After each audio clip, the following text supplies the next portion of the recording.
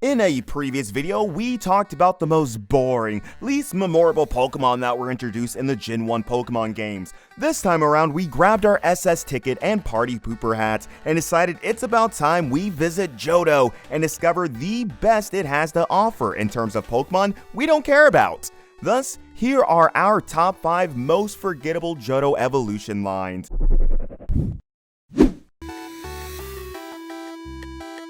Blooming at number 5, we have Sunflora.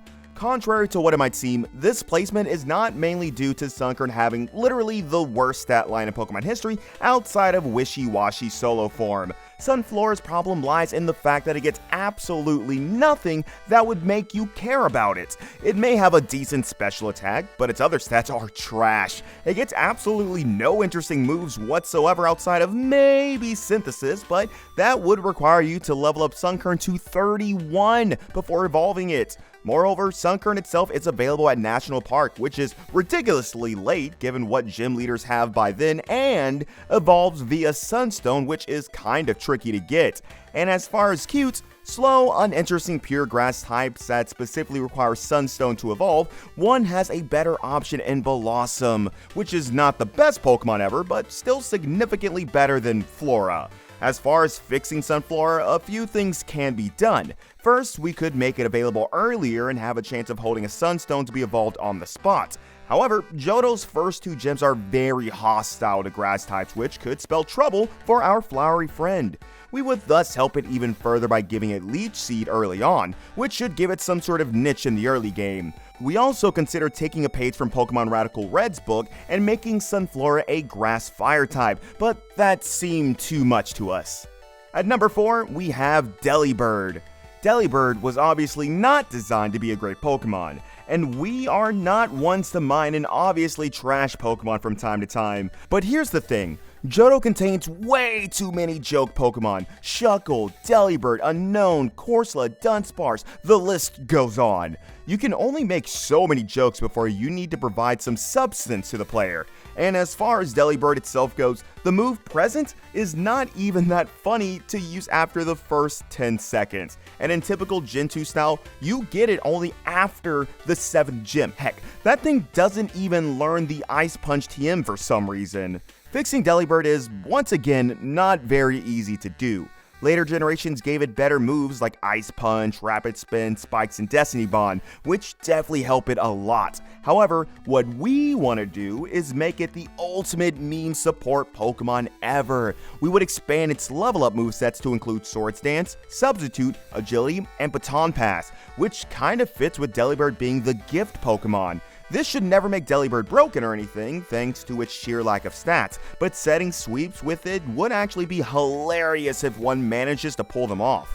At number 3, we have Ladian and Ariados. We put both Ladian and Ariados in the same slot because they suffer mainly from the same problems. The 2 Pokemon are in all likelihood designed to be the more modern versions of Butterfree and Beedrill, the Gen 1 early game bug types. Butterfree and Beedrill themselves are very interesting in our opinion, and have even had screen time in some Poke Rebel Nuzlocke videos, with Beedrill being decently hard-hitting early on, and Butterfree having access to Psychic moves and early Sleep Powder. Now, the problem with their new counterparts is twofold. First, they evolve at a whopping level 18, which is higher than the 2nd Gym Ace in the Gen 2 games. And as far as Spinarak and Ladybug, those guys are incredibly weak and less useful than everything you get outside of Magikarp and maybe Hoppip. Even Unknown will sometimes be better depending on the hidden power type power you get. The second reason why those 2 Pokemon are so bad is that even once you actually evolve them, they are actually worse than Beedrill and Butterfree. Ariados might have a higher base stat total than Beedrill, but that means absolutely nothing with how slow Ariados is at base 40 speed compared to Beedrill's very decent base 75, as well as its inability to learn any decent move at all. Beedrill, with its access to Fury Attack and Twin Needle, gives it some decent damage output against a lot of what you face early on. Ladian faces a similar move pool issue, with its only good moves being Reflect and Light Screen, as well as Baton Pass, which is ruined by the lack of setup moves outside of Agility at level 51. Ladian could have been saved by its workable speed, as well as learning Ice Punch and Thunder Punch via TM, but it has been given a base special attack of 55, lower than even Ariados for some reason. The final nail in Ladian and Ariados' coffin is that the original early bug types are available in Gen 2 games. In fact, depending on which version you play, you can get at least one of the two Pokemon before Gym 1, and you always get both before Gym 3. At that point, there's just no reason to bother.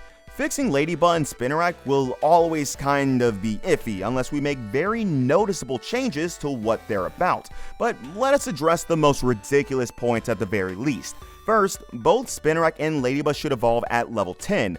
Ladian could be fixed by being given 20 more special attack, maybe cutting 20 points from its high special defense, not for it to have a too high base stat total.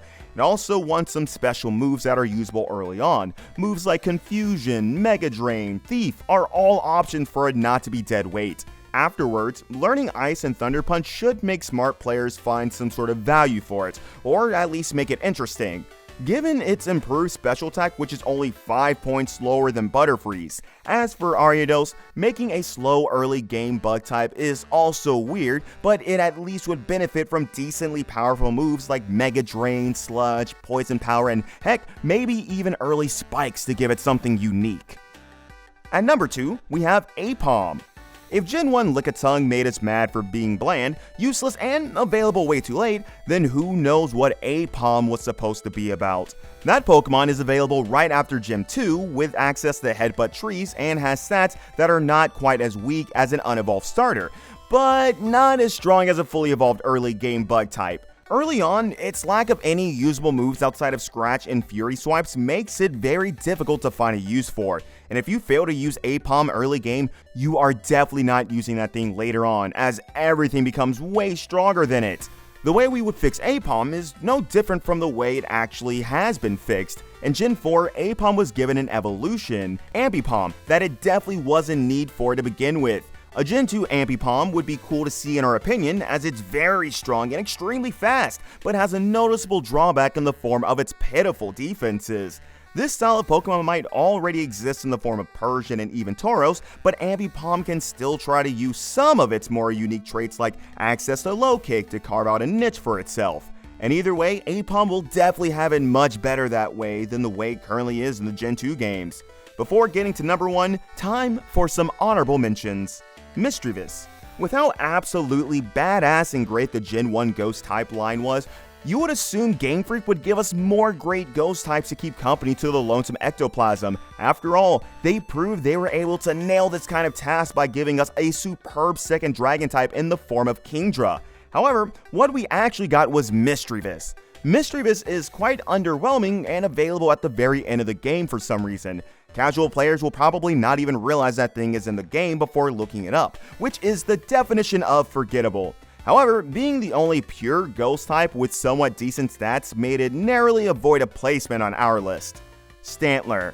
Stantler is an extremely generic normal type, especially before it got Intimidate in Gen 3.